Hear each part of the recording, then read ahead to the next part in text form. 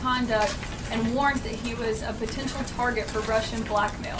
Because you realize the timing of this makes a lot of people think that he wouldn't have been fired if the story had not come out in the media. Well, I think, first of all, let's look at the timeline. Sally Yates came here on the 26th of January. Then she informed the counsel's office that there were materials that were relevant to the situation. It wasn't until about 7 days later that they had access to those documents. After that time, they did what you should do, frankly, is an element of due process, reviewing the situation. They informed the president right away after they were informed of her giving us a heads up, and ultimately the president made the right decision. But I guess the question, or the point that I would put back on you is, somebody came over, gave us a heads up on a situation, told us there were materials. We were provided those materials 7 days later, reviewed those materials, underwent a process of reviewing the situation, and ultimately the president made a decision and it was the right one. So I think that the process worked, frankly, when you think of the time in which we had the information to make the decision that the president made. Well, you're saying the president stands by that decision and he made the right decision, but why does he continue to defend Mike Flynn? Well, I don't think it's not a question of defending Mike Flynn or not. Hold on. He was a witch hunt and he should seek immunity. Right. I think Mike Flynn is somebody who honorably served our country in uniform for over 30 years. And I think, as he's noted, Lieutenant General Flynn was asked for his resignation because he misled the vice president. But beyond that, I think he did have an honorable career. He served with distinction in uniform for over 30 years, and the president does not want to smear a good man. What was his role at the White House in those 18 days? Was he still fulfilling his normal national security advisor duties? Yeah, I'm not going to get back into it. I will say, as I mentioned, the time. Do you think it's worrisome that he was still doing that when he was a potential target of Russian blackmail? And one thing that I think is important to know is let's look at, again, how this came down.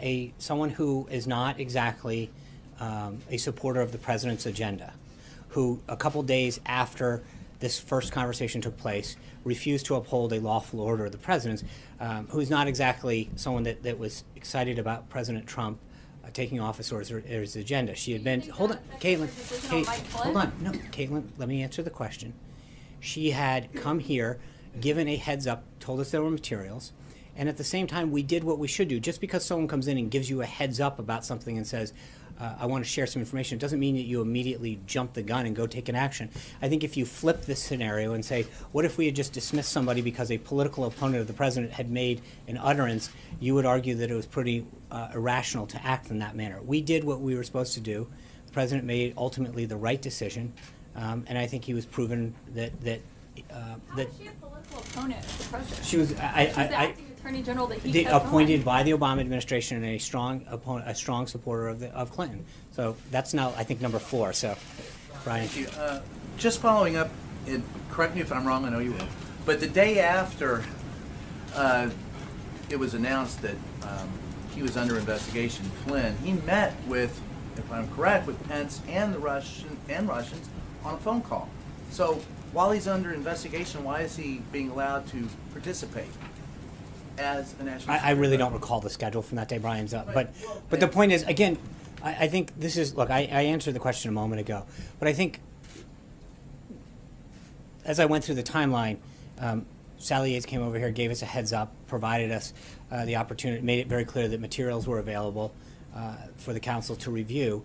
But and we followed that process. And within 11 days after that, we accepted General Flynn's resignation that the president had asked for. But the point being, while he's under investigation, I understand, but what is look, we're not going to relitigate the past on this. I think we've been very clear as to what happened and why it happened. I think the president made the right decision, and we've moved on. Yeah. Yesterday we learned that, or Sally Yates had said that she learned of the first immigration order, the travel ban, by reading the newspaper. And I'm wondering why the acting attorney general wasn't privy to that. Was that because she was a Obama appointee, Clinton supporter? Why was the acting attorney general not notified? She had just met that same day that it was signed with Don McCain. And so he could have mentioned it as well.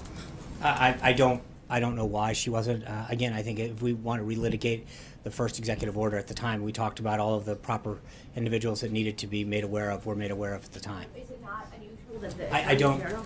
I think I also, just to be clear, again, remember, this is someone who ultimately didn't even want to enforce it.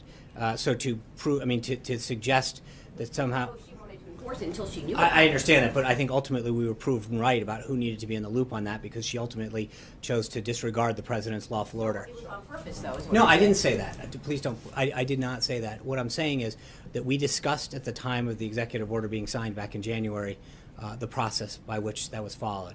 The appropriate people then were in the loop on that. Sarah. Yesterday in her testimony, Sally Yates said that she arranged for White House counsel to view the evidence against General Flynn at the DOJ, but she wasn't around to see if that happened. You said that took place 7 days after her initial meeting. Was the evidence against Flynn relayed to the president at that time, or did the president learn about the allegations against Flynn through the media 18 days later? So following the meeting, the White House counsel immediately informed the president and senior White House personnel when she first came here. Late on Friday, the 27th, Yates and the White House counsel met again to discuss certain issues that she had left unclear at the time. And then the president, as you know, fired her on the 30th of January after she refused to enforce the president's legal executive order, contrary to the advice of career DOJ officials at the time, who had told her that this was legal. She overrode them, didn't do this. The White House didn't get access to that underlying evidence described by Ms. Yates until Thursday, February 2nd, which is a week after Ms. Yates first met with the White House counsel. And then that's when I think the full sort of review began, once they had access to that information. Was the president informed at that time? I know he was informed at the front end of what she had told him, and the council had informed them that they were going to then seek the information that she said was available to them. Hallie. Two different topics for you. I want to follow up on what a couple of folks have already mentioned here. You've described in this briefing what Sally Yates did as a heads up with Don McGahn. She has testified she came to the White House twice in person to meet with Don McGahn on the 26th and the 27th to do more, she says, than simply offer to provide materials. She says she encouraged the White House to act and expressed real concern about Mike Flynn being compromised by the Russians. On the 28th, Saturday, Mike Flynn sat in on that Oval Office phone call with President Putin. Was that the right call? Again, I think what you have is somebody who was an Obama appointee coming in and saying, "I'm giving." I get it, but at that moment, sure, you have someone who you have to wonder why they're telling you something, to the point where they had to come back a second time because what they were saying was unclear. So let me follow up on that, because and before I get to the second topic, you said it was widely rumored that she wanted to be a part of the Clinton White House potentially. And so that makes you negate her coming to No, the... I'm not. I guess my point is that somebody who clearly showed by the fact that career DOJ attorneys told her that the president's lawful order, that she should sign the president's lawful order, and then chose not to do it, was clear. I get it, but that vindicates the president's point that this was not somebody who was looking out. I think my point is that we were correct in the assumptions that we made at the time. Trey. My second topic for you, though, is just on healthcare. Yeah. Is the White House asking Senate leadership to put more women on the working group? I'm not aware of that. Trey. White House like to see that? I think the more voices that we can put on a panel to help get this done, the better. So to the extent I'm not going to tell Leader McConnell, or the White House is not going to tell him how to conduct a panel, but at the same time, I think that any voices that can be constructive in getting a more patient-centric healthcare system put together, would be welcome. But that's not our call to make. So, Sean, you mentioned Director Clapper's testimony yesterday. Said no evidence of collusion. But then he was also asked if he was aware of the FBI counterintelligence investigation. He said he was not. And therefore, he left the impression before the panel he could not give a definitive answer about the question of collusion. Do you accept that as a valid representation of his knowledge and the fact that this remains an open question? Sure. I mean, in the sense I'm not going to question, but I think the interesting thing is on all the other issues that he testifies about, everybody takes it as whole cloth, that if he says anything, he must. He was the DNI. So when you guys want him to speak for the entire 17 agencies, you sort of assume that that's what he's doing. In this case, when he's been asked similar questions before, and said, well, I can't speak to this case. Generally speaking, I've seen nothing. the presumption is therefore he's got to be saying it. In this case, he's saying, I have not and continue to do not see anything that shows an effort of collusion. As the DNI, I would ask you the same question, which is at some point, given all that he was seeing and all that he was given access to, when at some point are you guys going to accept this idea that there was no collusion? I'm asking you if you accept what he testified. Sure. Equally, that they have equal weight.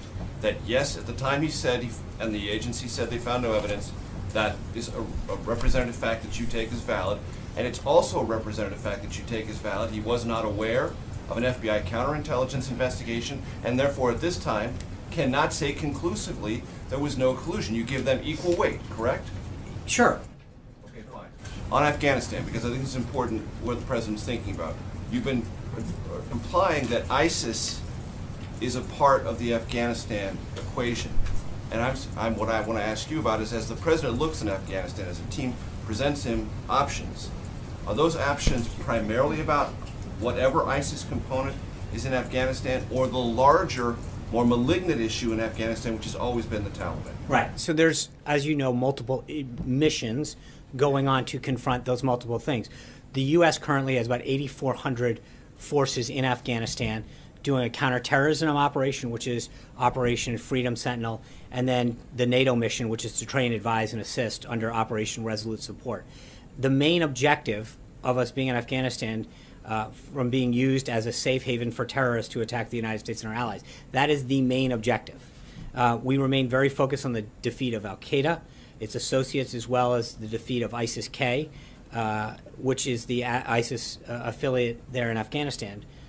But that is simply put what the mission is going forward. And when you suggest that it's a Washington question to ask if 15,000 can do a better job than 100,000, are you suggesting that the ideas the president is being presented with are so original and out of the box that 15,000 troops can achieve what 100,000 deployed very shortly after 9/11 could not achieve? No, I'm just suggesting that I think fully refining the mission, what we're seeking to achieve, and that goes back to what Mara was saying. What is the exact objective? How far away are we doing it? What's the time level that we have to have? Can we grow the Afghan force? Is there I mean, there are several things that go into a strategy. And I think the idea of just saying, can we throw X number at it, is not the way that the president's looking at these options. He's trying to figure out, walk back from a goal of defeat, of eliminating this threat, and then tell me how we get there, as opposed to tell me how many troops we need and then what you're going to do with them. I think that there has been, in the past, some instances of just figuring, okay, if we add more troops, that'll help solve the problem. The president's asking to re-look at the entire strategy and then figure out what the footprint is in a variety of ways to get there. That is a different look at what the strategy is versus what it had been. And one last thing. You suggested that when Sally Yates refused to enforce the executive order, that vindicated the assumption you had that she might not have been a purely well-motivated government servant bringing over this evidence about Michael Flynn. On the other side of that, after Don McGahn looked at the evidence on February 2nd, was in fact Sally Yates' warning vindicated? I don't know. I don't know what Don saw, so I'm not privy to that. You told us that led to his firing, so it had to have some legitimacy, right? No, what led to his firing was that he had misled the vice president. But wasn't that information about Again, those I cannot get into, and I don't know, frankly, what was in those Should materials. the country not assume that she was vindicated by that review of the evidence? No, I don't think they should assume anything. I think facts should guide it, and the bottom line is the president fired him for misleading the vice president, and he was. I just said to you, Major, multiple times, and I said at the time. So to go back, at the time that it happened, and right now, we continue to say that the vice president was misled by General Flynn, and the president asked for his resignation. Full stop. Thank you, Sean. Just a couple more questions on General Flynn.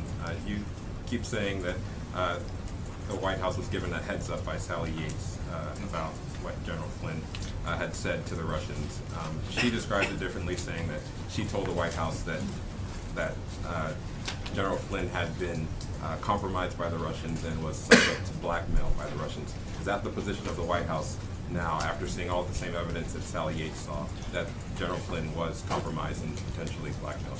I think, look, we've commented on this. We made a decision based on actions that he took. The president asked for and accepted his resignation. We're not looking to relitigate this. Don't the American people deserve to know whether or not they're They need to know that the president took decisive action in this country's best interest. And back to Steve's question, made an excellent choice for National Security Advisor. By a foreign actor. I don't know that you'll know. I mean, that's up for To that conclusion. So she didn't. I think that's. I don't know that that's for her to come to that conclusion without any investigatory method seems a little premature, don't you? I mean, to say that. Hold on, no. But what I'm saying is, did the White House investigate whether or not their national security all I'm going advisor to, had as I've been said compromised multiple by the times, Russians? we looked into the situation. The president made a decision, and it was the right decision. Jonathan. Sean, a follow-up on that, but first I wanted to ask you about FBI Director James Comey's testimony before the Senate, which now apparently it looks like the FBI Director gave inaccurate testimony to the Senate. Is the White House concerned that he greatly exaggerated or misstated what kind of contact Huma Abedin had in terms of her emails and sending them to Anthony Weiner? I have not asked the president or the staff about that, but I mean, I think there's the one issue is I don't think there's any question by any account that there was classified information inappropriately shared on an unclassified system to an uncleared person. I mean, that's, to me, I think what continues to be the takeaway. But is the White House concerned that the FBI Director apparently gave inaccurate testimony? I don't, at this point, I have not asked, and I'm not fully aware of the, I mean, I'm aware of the testimony that occurred and the inquiries, but I've yet to follow up on that, and I'd be glad to follow up.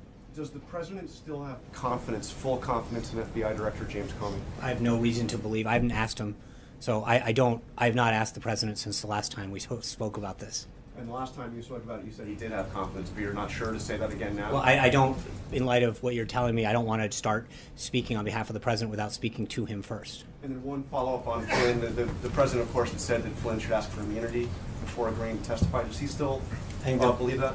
I think General Flynn should seek the advice of counsel and take their advice with respect to